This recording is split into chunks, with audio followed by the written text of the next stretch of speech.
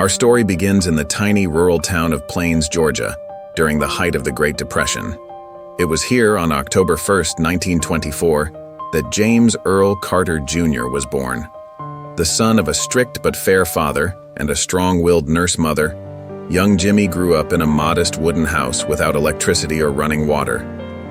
Life was simple, tough, but it was on this soil, quite literally, that the seeds of greatness were planted. He learned responsibility early, helping on the farm, respecting hard work, faith, and the quiet dignity of the land. The lessons of humility, compassion, and perseverance shaped his worldview long before he ever entered public service. While most saw nothing but peanuts and plains, Jimmy Carter saw the sea. He pursued a naval career, graduating from the U.S. Naval Academy in 1946. As a nuclear submariner under Admiral Hyman Rickover, Carter absorbed discipline, leadership, and a deeper sense of duty. He served aboard cutting-edge vessels and trained in atomic engineering, an elite, demanding path few could follow. But when his father died in 1953, Carter left a promising naval career behind to return home, back to the farm, and back to his roots. It was a decision rooted in loyalty and legacy. His time in the Navy gave him a global view, sharpening the values he would one day bring to the world stage. Back in Georgia, Jimmy Carter rolled up his sleeves and rebuilt the family's peanut business. Times were hard, especially during the early years, but his resilience paid off. He ran the farm with the precision of a naval officer and the patience of a Southern farmer. He worked side by side with black neighbors and challenged old social norms. But Carter wasn't just planting peanuts. He was planting trust, respect, and a name for himself in his community. He became known as a fair, innovative businessman, thoughtful, progressive, and deeply connected to the people of rural Georgia. The values he practiced, fair wages, equal treatment, environmental care, reflected a man already thinking like a leader.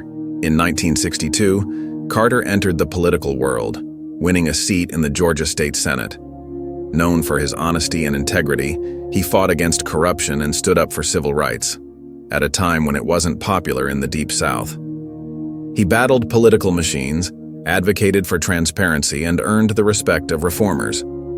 His bid for governor in 1966 failed, but he came back strong in 1970, becoming Georgia's 76th governor. And from the governor's mansion, his eyes turned toward Washington. A soft-spoken outsider was quietly preparing to change the course of American politics. His vision was clear: a government as good, honest, and decent as the people it serves. Few outside Georgia knew his name, but Jimmy Carter launched his presidential campaign in 1976 with a smile, a handshake, and a simple message: "I'll never lie to you." After the Watergate scandal and Nixon's resignation, Americans were craving honesty. Carter's grassroots campaign surprised everyone, especially the Washington elite. He traveled state by state, shaking hands, sleeping in strangers' homes, listening more than speaking. He wasn't a big name, but he became a big movement. His sincerity, work ethic, and moral clarity set him apart in a cynical, post-Watergate political landscape. He didn't just campaign, he connected, rebuilding faith in democracy one conversation at a time. On January 20th, 1977, Jimmy Carter was sworn in as the 39th President of the United States. He walked to the White House instead of riding in a limo, a small act that symbolized a big message: humility. As president, he prioritized human rights, environmental protection, and peace diplomacy. He wore sweaters during energy crises, hosted ordinary Americans, and reshaped U.S. foreign aid. But leading the world's most powerful country was no peanut farm. The machinery of Washington was complex, resistant, and slow to change. Carter's sincerity often clashed with political reality. Yet, his intentions remained pure: to bring decency and moral clarity back to American leadership. Carter's presidency saw major achievements: the Panama Canal treaties, the Camp David Accords between Egypt and Israel, and a deep commitment to energy independence. He installed solar panels on the White House, advocated conservation, and pushed for deregulation. But it wasn't all smooth sailing. Inflation, oil crises, and the Iran hostage crisis cast shadows over his term. The national mood soured, and even his famous crisis of confidence speech couldn't reverse the tide. By 1980, public frustration was high. Carter lost re-election to Ronald Reagan, but he wasn't finished, not even close. History would later judge his presidency more kindly, recognizing depth where others saw struggle. Unlike many former presidents, Jimmy Carter didn't retreat into quiet retirement. Instead, he leaned into service. He founded the Carter Center to promote peace, fight disease, and monitor elections worldwide. He built homes with Habitat for Humanity. From Africa to Appalachia, Carter became a symbol of global compassion.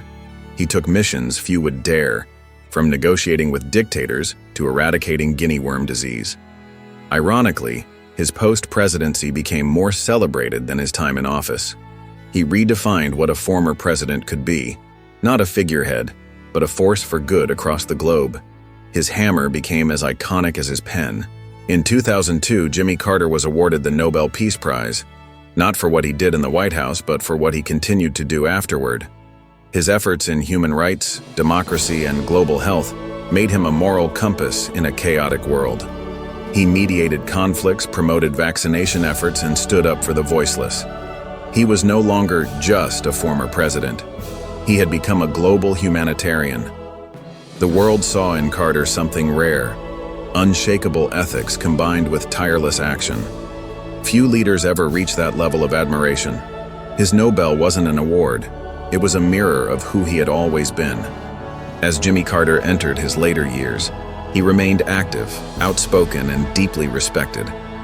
From Sunday school in Plains to peace talks in Palestine, Carter's life was a journey of humility, service, and faith.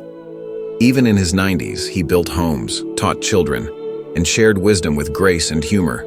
From presidents to peanut farmers, people looked to him for guidance, inspiration, and moral clarity. In a world hungry for authenticity and compassion, his legacy stands tall, not for power gained, but for character revealed.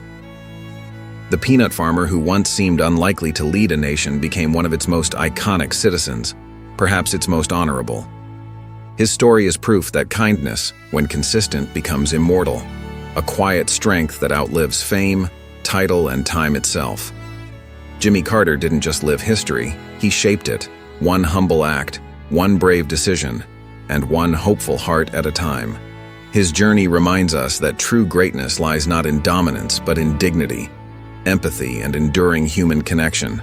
Our channel is just starting out, and every new subscriber is a building block in its foundation. Please subscribe and hit the bell to motivate us to create more videos.